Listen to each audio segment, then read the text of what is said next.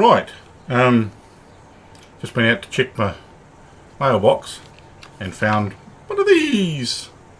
Actually, I think it's the first candidate flyer leaflet thing in my mailbox. Let's see what he has to say. I gotta hold this at arm length because I really should put my glasses on, but I can't be bothered. Opposed 25.5% rate increase. Oppose more in-lane bus stops.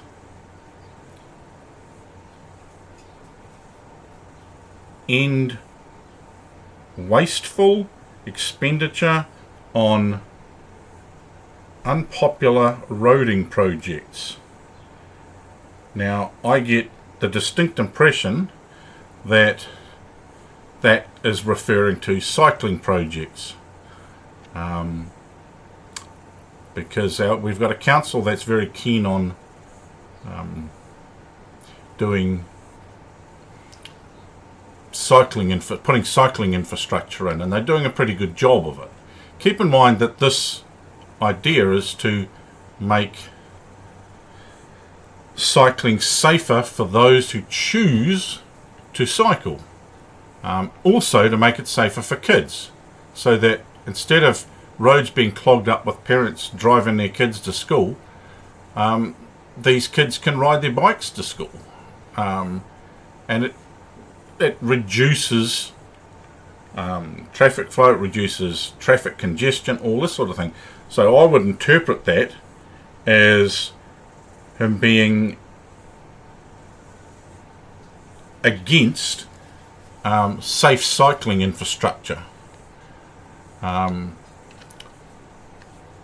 Yes, the council need to think about how they do it, where they do it, and make sure that they're doing the most economical, and actually join some of these cycling networks up, because at the moment some of them are a bit unusable because they're isolated, they're not connected to anything.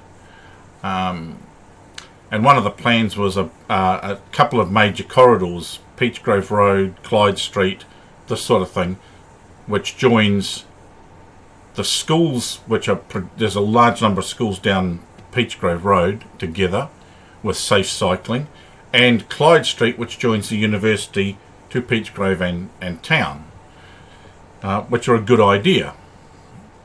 But so often this end wasteful expenditure on unpopular roading projects is really just code for stop spending money on making cycling safer and putting in safer cycling infrastructure,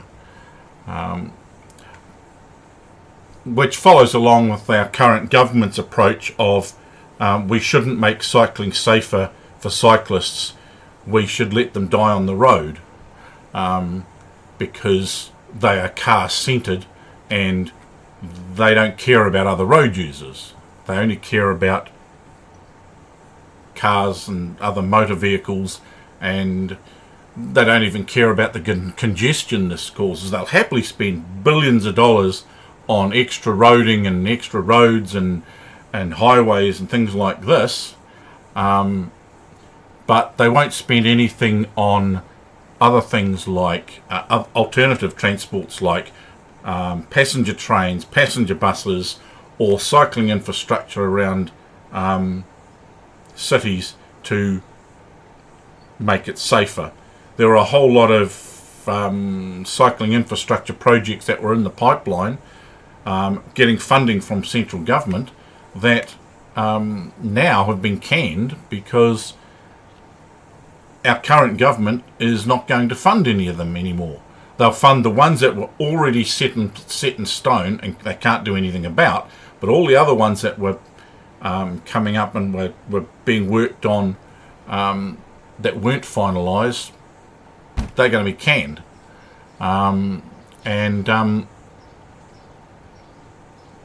There are a number of candidates in this by-election that are saying, oh, we don't want safe cycling infrastructure. We don't care if cyclists die on the road. that's not our concern. If they want to ride, then they take the risk and it's their own problem. They don't want to make it safer on the roads. They also clearly don't want to reduce congestion, because there are a lot of people at the moment who want to ride bikes for a number of reasons. Some of it's environmental, adding to helping the climate. Some of it's for fitness reasons and health reasons, because people who are riding bikes are in general keeping a lot healthier than people who spend all their time driving in cars and who will jump in a car to drive 5 minutes down the road to a dairy instead of cycling on a nice day. I can understand you might want to drive your car when it's pouring rain, but during summer there's a lot of people who want to get out and ride, and there's a lot of people who just don't feel safe on the roads at the moment in certain areas because of the lack of infrastructure to keep them safe, because car drivers don't care about other road users. They'll happily do close calls. They'll happily cut in front of cyclists, not indicate, come onto the road from a driveway or from a side road and not bother to look to see if there's cyclists there, and this sort of thing. And most cyclists just want, at bare minimum, the painted cycle lanes on the side of the road, ideally off either separated cycle lanes with the concrete barriers or completely off-road, which are pretty much just widened footpaths. But there are a whole lot of candidates like this who are against that infrastructure. And when it's done properly, it's far cheaper than a lot of other alternatives.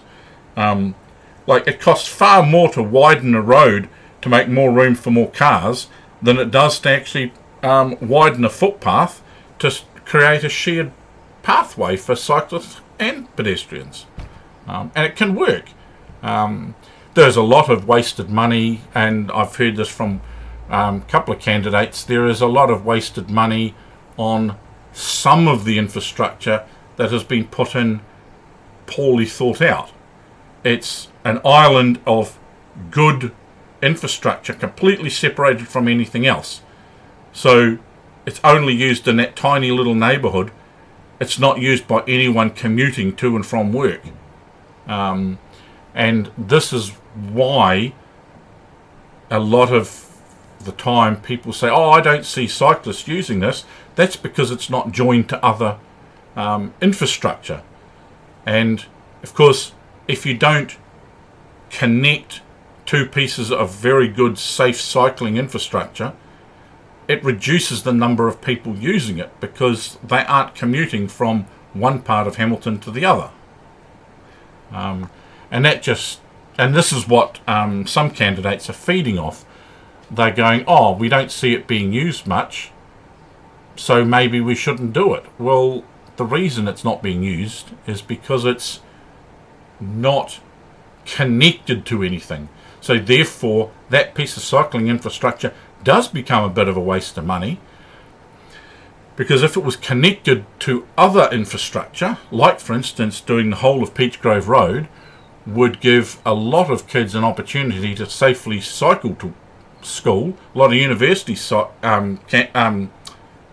students to cycle to university and feel safe doing so and be able to make that choice safely. But at the moment we don't have that, and hopefully that infrastructure will still go in. It's hard to tell at this point, but there are some parts of Hamilton where there is good infrastructure and it's not connected to anything. There's 500 metres of good infrastructure that's 2 kilometres away from anything else. So, of course, the only people using it are the people cycling around in that neighbourhood, because it doesn't connect to anything. But it might be unpopular with car drivers because they don't actually understand the benefits of safe cycling infrastructure. They don't understand that it reduces traffic jams. They don't understand that it raises the health of people who cycle. They don't understand that all it is doing is it's giving people an opportunity to choose to cycle. It's not stopping people from driving if they want to. It's just putting in infrastructure that people can use, feel safe using, and therefore make a choice on how they get around Hamilton other than driving a car. And we need more and more of this cycling infrastructure. It's not unpopular. It's very popular amongst a lot of all cyclists and a lot of people who actually think ahead on how our roads work and how congestion can be reduced. We are a growing city. If we don't watch out, we're going to end up with congestion like Auckland, just because of the fact that we haven't catered for those people who want to get out of their car instead of sitting in traffic jams all the time. But, so think wisely when you're choosing your candidate for this election. Keep in mind that some of them aren't interested in making the roads safer for cyclists. They just plain don't care about cyclists.